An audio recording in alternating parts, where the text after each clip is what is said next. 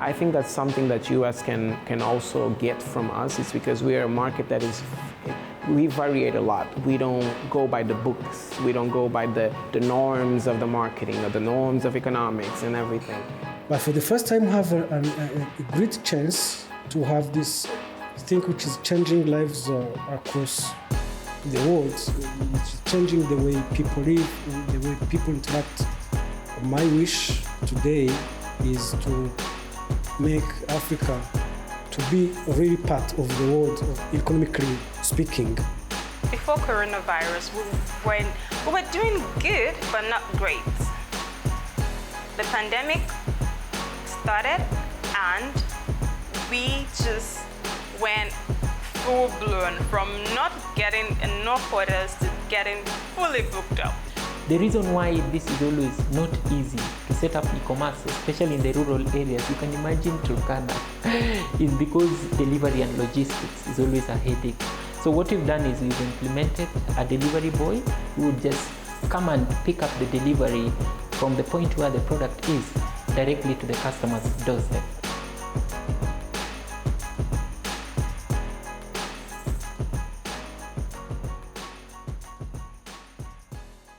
One, two, three. My name is Claudio Chiala. Blah blah blah blah blah blah blah blah blah.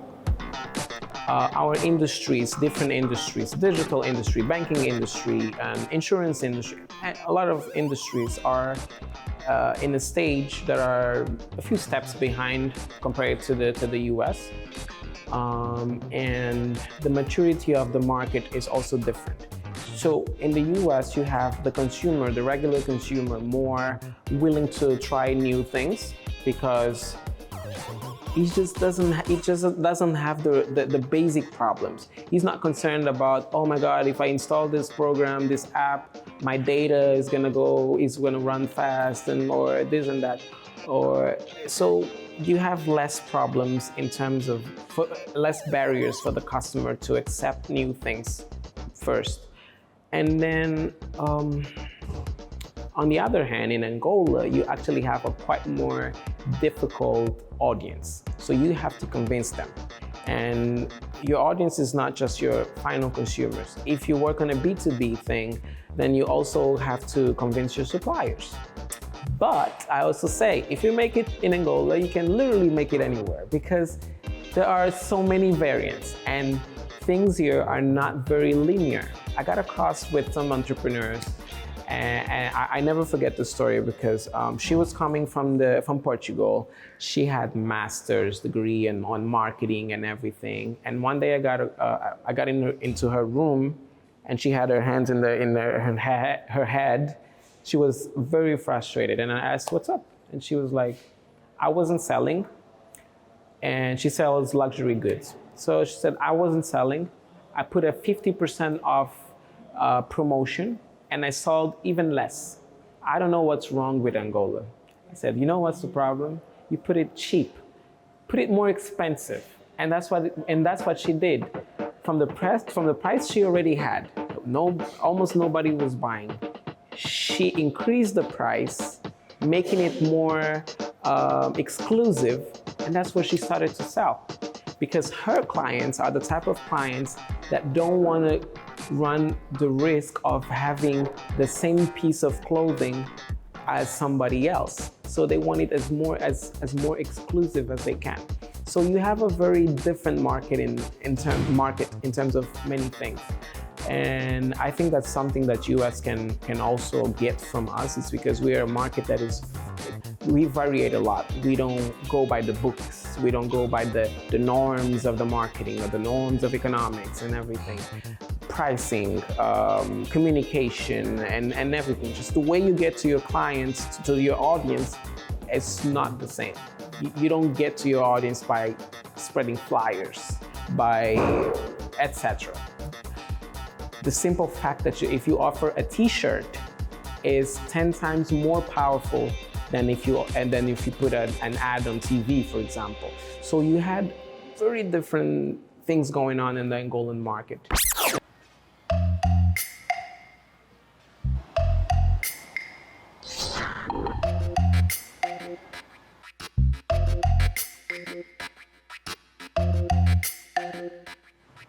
we are in the IT industry. Our core business is to build software products, both based on web and on mobile. So by the time the pandemic came out, we had some products on the shelves, new products and services oriented on, for instance, on what we call mobile banking or those financial services delivered through mobile phones.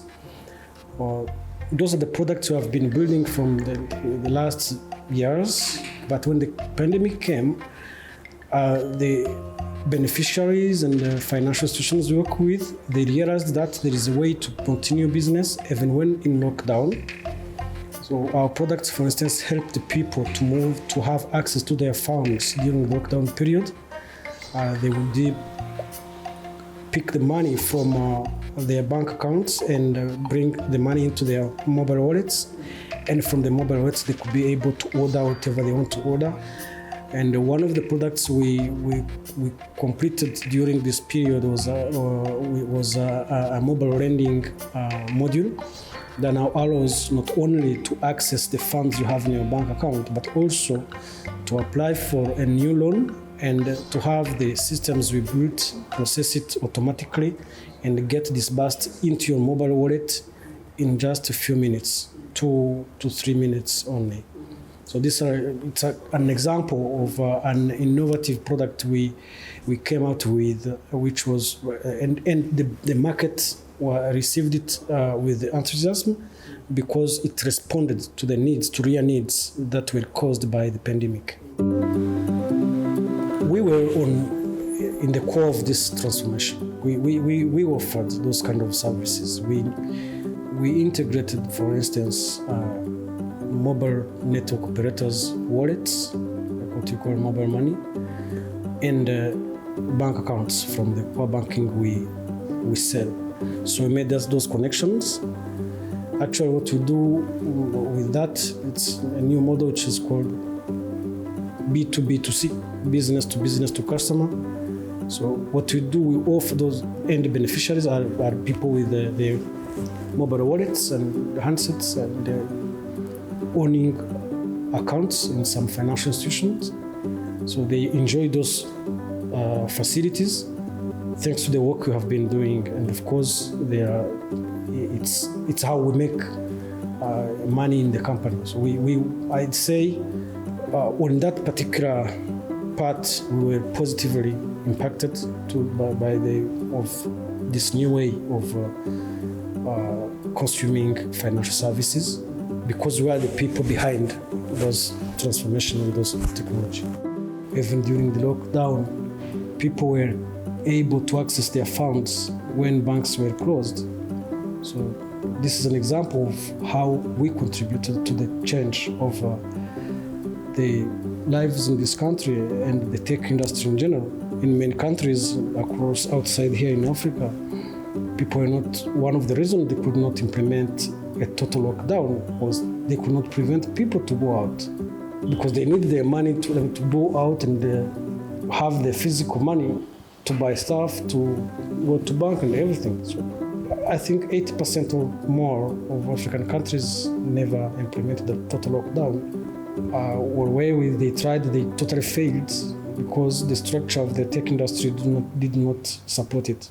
But in countries like in Western countries, in Europe especially, and Asia, and to another extent Rwanda, we were able to maintain a normal life. But at least to survive, because technology products we built, we as a company helped the country to rely on that to enforce the regulations and the sanitary measures which were needed to overcome the pandemic. We as a company may not be as big as we want, but provided we helped some other people, millions of them, to a better life, to be more included financially, especially those people on the very bottom of the revenue pyramid who can now access their funds, have the same services as people living in urban areas. This is something which we are really proud of. But for the first time, we have a great chance to have this thing which is changing lives across the world, which is changing the way people live, the way people interact, human beings interact between them. We have embraced that technology only a decade after the Western. From time to time, even we are ahead of some of the things, like this mobile services, financial mobile services. And my wish today is to make Africa to be a real part of the world, economically speaking. Helium-fueled balloons for you. For us, it's just at Food Coliseum, we help to keep love alive. Guys, at Food Coliseum, we help to keep love alive with our luxury breakfast gift trays. The need that we serve is promoting love, unity, and happiness between family and friends. When you just want to buy gifts for loved ones, come in to get breakfast for them, to celebrate your children, to celebrate colleagues, to celebrate your bosses. Without tech, oh my God, we would not even, that's where our orders come from Instagram, via DM, WhatsApp, via the WhatsApp messages, and the Booker app as well. So we really, to be honest, get phone calls. We really, out of 100, I would say like 20% call. A lot of people just DM us via Instagram, And yeah, we get referrals, but it's majorly from Instagram, it's majorly from WhatsApp and the Booker app. Before coronavirus, we were doing good, but not great. The pandemic started, and we just went full-blown from not getting enough orders to getting fully booked up. So we had like a lot of rush during the pandemic, but a lot of rush gave us a lot of orders, gave us a lot of exposure, and even though it seemed like there was a bit of reduction after the pandemic, I feel like it's not a reduction in work because we have new clients every day, so I think what it's done for us is it's just put us out in the scene. But now it's just been, privately funded, just by family, basically. So we hope to be able to, pitch the concept and the business plan of this company to investors in the, nearest months. I wouldn't say nearest future because, the future is here right now for the business. So our breakfast gifts are well packaged, prepared with so much love, well branded with little nice cheesy messages for you. Like, when you open our gift packs, you see things like, oh, thank you for breakfasting with us, you're loved, you're cherished. The whole mood is, you feel loved immediately. We've got candles in some of our packs, we've got lighters in some of them, where you just, we just put cheesy words like, oh, light your love, and just embrace love. We've got things that are just a little bit different from a lot of people that are into this business.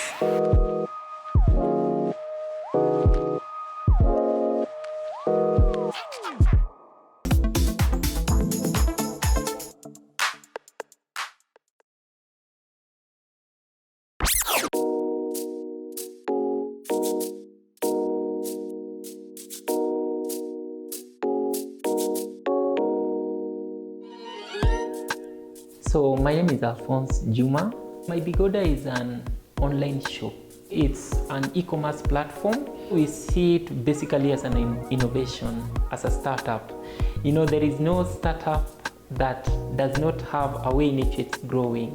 So once we put it in the market, we wanted it to be a full tech startup because we believe that it's part of innovations, or what would be considered as an innovation. Yeah, and from the time that we did this, we've gone through a series of things that would make us think of it as an e-commerce platform. One is we brought in efficiency. which means now it's much easier for the customer to find the products when they are shopping online.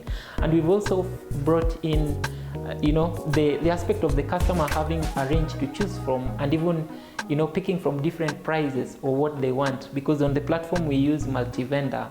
So that means any vendor on the platform is able to upload their products and start selling. So a customer then has an option. I can either pick it cheaper because tech has delivered that to me, or I can pick it based on the person who is close to me at any given time. Well, our ecosystem is basically 3 people. One is the seller themselves, and their journey is always simple. They just go to our website and then they sign up a seller's account or the vendor's account. Then they upload their products and start waiting for their orders to come. So and then the second person in our ecosystem is the delivery guy. So the delivery person is the one who picks the order. Immediately it comes to our platform. So we use a technology called geofencing, where when an order is placed, it automatically reaches our admin end, and then it automatically also reaches the driver or the person who does the delivery. So that process then is simpler. And then the third person in our ecosystem is the customer. So for the customer, we've made the products, we've made a lot of, we already have a large collection of products. So they simply go to the platform, do a search, and then they locate the product and then order it from there. So as they order, they simply choose if they want it to be delivered or if they want to pick it from our drop-off locations. And with that and the whole of that ecosystem, we've seen a lot of efficiency which we did not have before, especially during this time of COVID-19. Businesses, there are so many problems we have. First of all, is in the setup of it, where you have to have a lot of capital for you to set up a business. Our platform solves that by giving people an online platform, which you don't need any other thing. All you need is your computer, you sign up and you start selling. That's simple. And the next thing is always about how to access the market. And I think our product has also come in very handy, because then now the aspect of marketing is taken care of by us. That means the person who is providing the product, all they need to do is to get ready with their orders and have it delivered to the people. And then of course, when something is made easy and efficient for someone, then a lot of problems that always people have when they are looking for customers is reduced. I give you an example of let's say agricultural products. They can get bad within a very short period of time. But if you have an e-commerce or a marketplace that would make a farmer be able to sell faster on the internet, then that's something that really saves a lot of time and money. The reason why this is always not easy to set up e-commerce, especially in the rural areas, you can imagine Turkana, is because delivery and logistics is always a headache. So what we've done is we've implemented a delivery boy who would just come and pick up the delivery from the point where the product is directly to the customer's doorstep. A vendor who is selling on our platform can by themselves just start by recruiting the nearest delivery persons, who are the guys on motorbike, which are always there everywhere, the guys on the pickups or the lorries. So if they're able to just have them onboarded on the platform, then already we break that barrier of this thing of urban now on e-commerce only.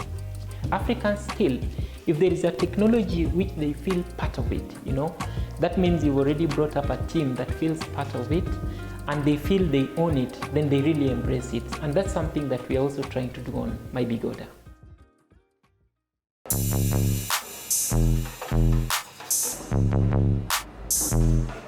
Hola, eu sou Claudio Chiala. I am the founder of Soba, also TGI's commercial manager. I do business consultancy, I'm a marketeer, and I'm also an artist.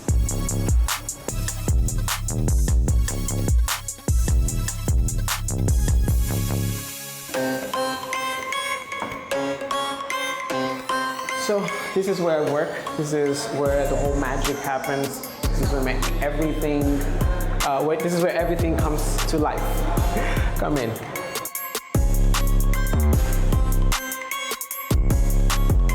I'm also going to introduce you a little bit of what Soba does in general. So we have different sectors. I'm going to be talking about Soba e-store, which is the most popular basically, where we sell goods from other vendors and we deliver it to customers. So Soba eStore also connects a little bit with Soba eMusic, where we became the very first platform to sell music, digital music in Angola via download. So that's where we basically create everything, the covers, and we have a few artists that already sell their songs. And we were actually the very first ones in Angola to have the very first pocket shows, digital pocket shows, online and paid. Then you have a little bit of the finance team, where that's where they make sure that we're being paid and we're making money. That's where the magic happens. On this side, we have a really interesting partnership with DHL, and that's how we created the other segment, which is called Soba Express, which is a service that allows us to basically deliver and ship goods from Angola to anywhere in the world and vice versa, basically. We also have a team in Houston. We used to have in Miami, and we are migrating now to Houston, where our clients are able to basically buy stuff and have them delivered in Houston, and then from there they come to Angola. So yeah, that's pretty much what we do, and that's where the magic happens. SOBA stands for Supremacy Obtained by Being Authentic. It's an acronym, but at the same time, it's part of our culture, which is the regional leader of usually a village. Is the person who usually solves the problems of the village. And we wanted to go global since we were going to be working in digital, but always looking at Angola first, and Africa, and then the world. We wanted to sell clothing online. We chose the clothing industry specifically because it's not very volatile. So we wanted to sell a product online, but we knew we didn't have the reputation to go to different resellers or sellers, vendors in general, and ask them to be in our platform. So what we decided to do was to create the product first and then the service. So we started making clothing ourselves. And so we created a platform, we got the people together, and our first test was to have actually a platform with a product that would sell. And then with the success of this product, we would use that to call other vendors and have them in the platform. So my challenges start with the fact that we started everything in 2014. And 2014 was quite a challenging year for the country, because it was crisis, and 2014 was a year that most people really didn't believe much in digital, especially to do business. So having a potential audience to accept the fact that we were doing business on the digital, that was challenging. Having the vendors to believe that not having a physical store was not only cheaper for them, but also more effective. So that's why we decided to create a product first. So with that product, that was going to be our testimony to say, hey, this works. We made this much and you can make this much. The banking sector wasn't very comfortable with the idea of having to cross data with companies that were not big. We had really high taxes in terms of everything we did, because that was a way of them saying, we didn't say no, but we're gonna make you quit on your own because of these taxes. But then we were also able to deliver volume rapidly enough to negotiate the taxes. So yeah, it was a process. The fact that a lot of people that I got across with were just tired of the fight. It was like, okay, I'm not, so let's see. What they didn't understand was that their fight actually started to open the way. The thing is they stopped too early. We just kept our heads up and kept moving.